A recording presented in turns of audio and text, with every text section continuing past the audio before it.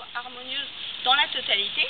Donc en fait, il réutilise des éléments de la façade principale, mais il les aménage d'une manière un petit peu différente. Donc, il réutilise ce motif de la travée centrale surmontée d'un pignon, mais Guimard se joue un peu de nous, puisque si on regarde bien, cette travée, eh bien, elle n'est pas au centre, elle est légèrement descendue sur la base, et il suffit en fait de compter le nombre de fenêtres de chaque côté pour s'en rendre compte. Guimard place sur cette travée une porte, mais bien entendu, il ne la met pas au centre, cette porte, il la place sur le côté gauche. Cette travée, en fait, elle cache la cage d'escalier qui dessert tous les niveaux. Et Guimard, de la même façon que sur les autres éléments, nous indique que c'est la cage d'escalier grâce aux ouvertures.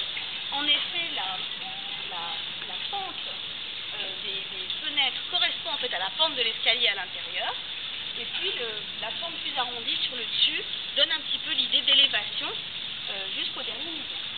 Et ce dernier niveau, c'est assez intéressant puisque la pièce que nous voyons tout en haut, sous le pignon, est la pièce qui a le beau window de l'autre côté.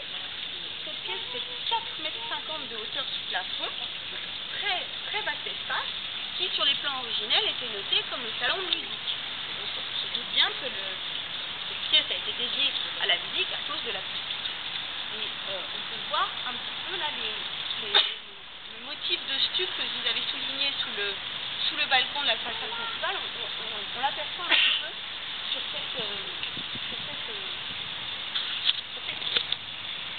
Et en fait, le fait que cette pièce soit utilisée avec la terrasse et le fait que cette porte de service mène au sous-sol et aussi à la cuisine et au garde-manger qui est situé en dessous, ces éléments nous font penser que si les domestiques logeaient sur place, ils logeaient certainement au sous-sol, qu'on imagine mal le propriétaire passer par les habitations de ses domestiques pour aller et dans son salon de musique